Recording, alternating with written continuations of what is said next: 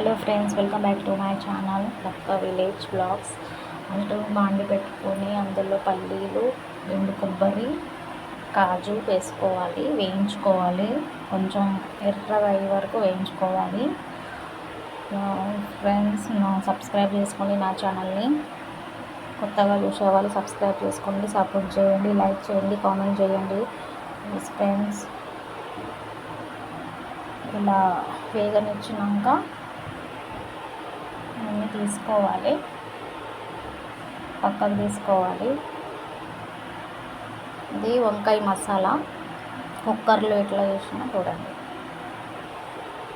తర్వాత stove off చేసినాక అందులో నువ్వులు వేసుకోవాలి. దానిపై కవర్ కాగితం పెట్టుకొని అది ఎగరకుండా ఎగురుతుంది కదా. తర్వాత అది కొంచెం రెడ్గా అయినాక దాన్ని పక్కకు తీసుకోండి, మాడనివ్వద్దు. తర్వాత మిక్సీలో 3 కాజు, ఎండు కొబ్బరి, పల్లీలు వేసుకొని మిక్సీ పట్టుకోవాలి. అదే బాండీలో కొంచెం నూనె వేసుకొని అందులో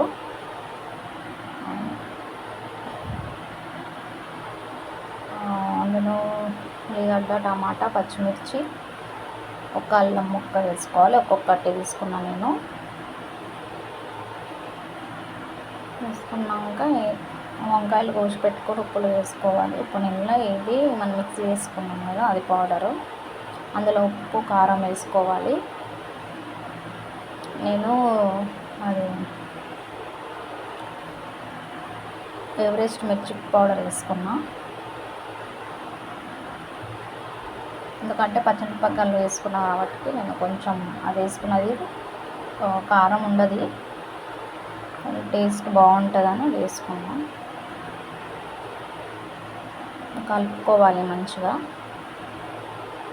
అంత ఉండలు లేకుండా కలుపుకొని ఇది వంకాయలు నేను చాలాసేపు అయింది కట్ చేసి, అందుకే అట్లా అయిపోయింది, కలర్ చేంజ్ అయింది. వంకాయలు వెనకకెళ్ళి కాడ కొంచెం కట్ చేసుకొని అందులో వేసుకోవాలి.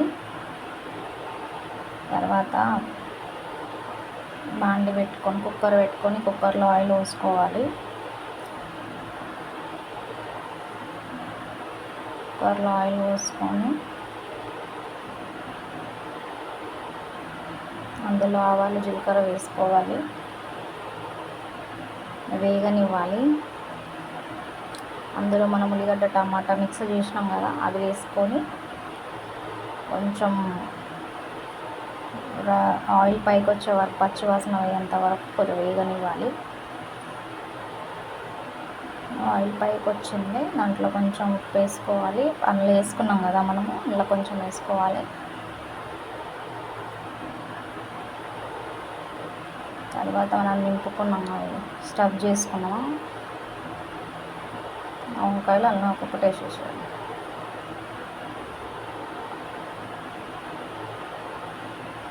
వేసుకున్నాక స్టవ్ సిమ్లో పెట్టుకోవాలి. కొంచెం మిగిలింది కదా పౌడర్, అది అల్లం వేసేసుకోవాలి కూరలో.